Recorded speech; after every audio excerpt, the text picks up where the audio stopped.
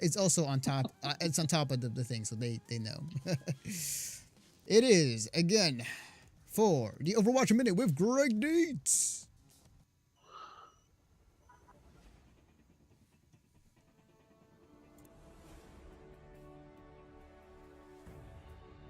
Let me know when the intro's over.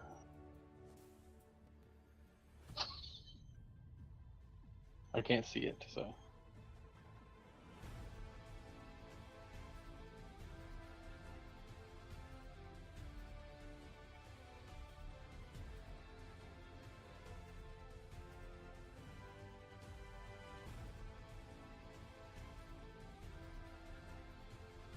All right, there you go. And here's Greg Dietz with the Overwatch news. Hi, everybody. So I gotta find this article that I had up earlier about some stuff with the. There it is. Okay, so this Tuesday is the beginning of Overwatch's second anniversary. And within the anniversary, there's a lot that they're doing. Primarily, any skin, any emote, any highlight intro, any spray that was part of an event in the past 2 years will be available to unlock in the 3 weeks between May 22nd and June 11th. So what I like about this is two things. They're basically allowing people who came into the game late to get skins that they didn't get before, allowing players to get skins that they couldn't obtain in the previous events, even though all the events in the first year were all the events in the first year became available at some point during the second year, but that's besides the point. I just think it's a really neat thing to do for the anniversary. I feel like this is what they should have done in the first anniversary, but whatever. Along with this anniversary, as I stated last week when I was talking about it, there are 3 epic skins, basically just recolorings or different designs for however the skins currently look. And then there are 8 legendary skins. Well, that's all we knew until there was a massive leak. Yes, sir. The Taiwanese version of the game had some kind of glitch or something, and people were able to see all of the anniversary skins. So we know what they are now. So I'm going to kind of tell you. There's the Sherlock McCree skin, which basically makes him look like an old-timey detective. Sherlock Holmes, specifically. Cyborg Torbjorn, which he looks very similar to regular Torbjorn, just more like cyborgish. More blue and white stuff. Right. It's not too much of a big upgrade. Shield Maiden Brigitte, which looks super cool. Yeah. Magician Symmetra, which is arguably the best in the whole thing. She reminds me of what's her name in the DC universe? Zatanna. Yeah. Yeah, she looks very similar to Zatanna. Also, her arm is magic. Nice. That's great. So, it's a see-through like blue with like sparkles inside of it. Dryad or Druid Orisa, which basically just makes her look like a fucking a wood dwelling creature from fantasy based stuff. It looks good. Really cool. Looks good. Yeah, it looks really cool. Tuxedo Doomfist, which is, if you read the comics that introduced Doomfist, him, Reaper, and Black Widow. Not Black Widow, Widowmaker. Jesus, a brain. They went to a casino to kill a guy or to capture a guy. I don't remember. It's been a long time since I read the comic. But in that animation, he's wearing a white tux, or a white tux with a white top, and so they basically just gave him that skin. Pirate Junkrat, which we talked about last week because it was in that little intro thing. Yep. And Stealth Bastion, and Stealth Bastion actually looks really neat. So there's that. There's the one of the skins that leaked was one of the epic skins, which was a Lucio skin, and it's 8-bit Lucio. He doesn't himself look 8-bit, but apparently he plays 8-bit chiptune music. Okay, cool. With his healing and speed, and apparently his trail on his skates looks a little pixelated. Nice. All right, cool. So yeah, I'm excited about that. The other thing is that so Doomfist, Moira, and Brigitte are getting dances because they weren't around the first time to get dance, and Brigitte's dance is based off of there was a video that went viral last year of a Swedish women's handball team, and they're in the locker room and they're doing this dance. They basically made a version of that for Brigitte, since A, she's Swedish, and B, all the women in that video are muscular as fuck. So is Brigitte. All right, cool. I don't know where Doomfist's dance comes from, but he looks goofy as hell doing it. And Moira's dance is the funniest to me because they gave Moira the goth dance. So you know the viral videos of the goth kids dancing like under the bridge or in front of a certain like hotel building or whatever? Yeah, yeah. It's a version of that dance. All right. Yeah, it's just a little bit slower, I guess.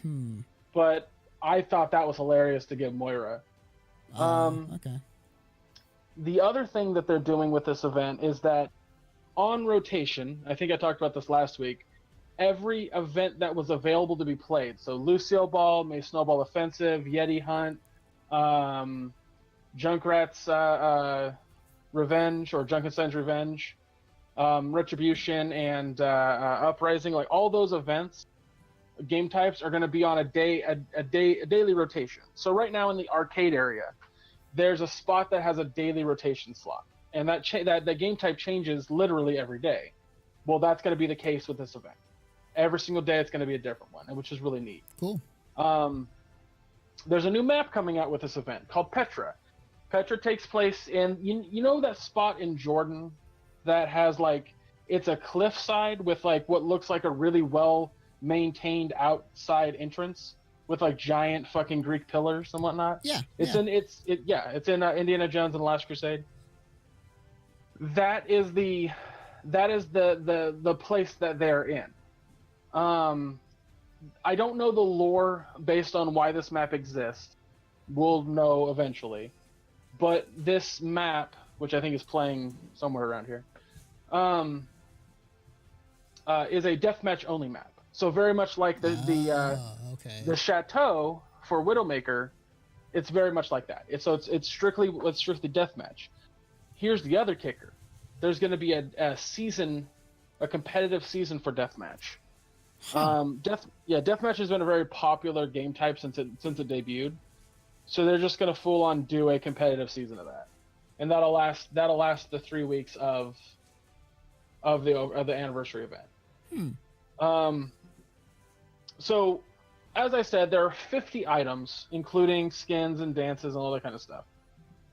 Out of all those 50 items, everything else is available. Well, when you log in on Tuesday, you will get a legendary crate, which looks like it's gold. It has like design on the side, and that has a guaranteed legendary item that you don't have in it. Sick. Guaranteed. Now, everyone goes, well, how can I get more of those? Well, you can't, because they're specialized. Kind of. If you buy, in a bundle, 50 loot boxes, you'll get another legendary crate on top of it. That's great. So a lot of people are just kind of like, all right, well, I guess I'm buying 50 loot crates, or loot boxes. But whatever, that's Overwatch's model. That's what the events are supposed to do, is earn them money, so... The other thing that I think is really cool about this, first off, it's 2 years, which is crazy to think that I've been obsessed with this game for 2 years now. Yeah. I don't get tired of it. I still play it like at least 3 times a week now. Totally immersed in like what's going on. Well, not immersed, but totally invested in what's going on with the Overwatch League, which New York Excelsior needs to be nerfed. There's something about them. Or the other teams need to be buffed. I don't fucking know, but they win every match that they play. The Shanghai Dragons need to be buffed for sure. They still have yet to win a match. Oh They wow, still have are they the Cleveland Browns of the Overwatch League right now? Uh-huh. That's great. Sports joke. But the other thing I thought was really cool that they did to kind of celebrate this was they did a stop motion animation. Yes, it's Which really awesome. is it looping? By the way, I can't see the footage. Yeah, I can't see it is looping. It is looping. Okay. Yeah, it's a really cool short thing where Tracer, like, this player is obsessed with Overwatch, and she has on her desk she has a Tracer statue and a Reaper statue, and the Tracer statue comes loose, kind of like Toy Story, and it wants to celebrate the anniversary of Overwatch, so she makes a cake. And it's really cool because, again, it's all like traditional stop motion. Really, really cute, and I thoroughly fucking dug it. And I actually, because I love Overwatch so much, I actually got a little misty eyed. Oh wow. So, because there's two things: I love stop motion and I love Overwatch. So just kind of like it was a combo of everything that I adore about certain things. I was just like, But they also have a 5-minute making of, which how they made it is fucking impressive. Fuck, I haven't seen that. I have to watch it. Fuck. Yeah, it's on there. If you go to Play Overwatch on YouTube, you'll find it. Sick. All right, I'm there. I'm definitely gonna watch it. But yeah, there's a ton going on with this event. Like I will be playing Overwatch consistently for 3 fucking weeks. To earn as many loot boxes as I can since I don't have any money, but also just to kind of celebrate 2 years of Overwatch and what it has done and where it's gone, and just to appreciate a game that has made me love something as much as this. You know, I'm gonna take a minute here. All right. I've never been this infatuated with a multiplayer game, or B, a world that was created within a game. I've loved games. I've loved worlds that have been created, but whenever anything gets announced or shown for Overwatch, I'm happy, just genuinely happy. And even if it's a new character, I love the new character immediately. Adore the new character immediately. I may never play them. I don't play Sombra. I love Sombra though. I love the character. So there's just, when I play the game and I'm competing, I'm in multiplayer. At the time, yeah, I get frustrated if I lose or if I'm getting my ass kicked. But the second that the game's over, I just want to hop back in and play more. Because I just love being in that world in any way, shape, or form. And I thank Blizzard for creating such a game for me in that regard. I thrive on a sense of chaos, controlled chaos within multiplayer games. And if there isn't a word that better describes Overwatch's multiplayer as controlled chaos, I don't know what there is. So, yeah, thank you, Overwatch, for being around in my life for 2 years. I will continue to play you for the next year. And for Christ's sake, let's get some new and more interesting game types. All right, awesome. Well, that's been your Overwatch Minute with Gregg Dietz. And I have only one thing to say to that. You can't see her now, Greg, but I got the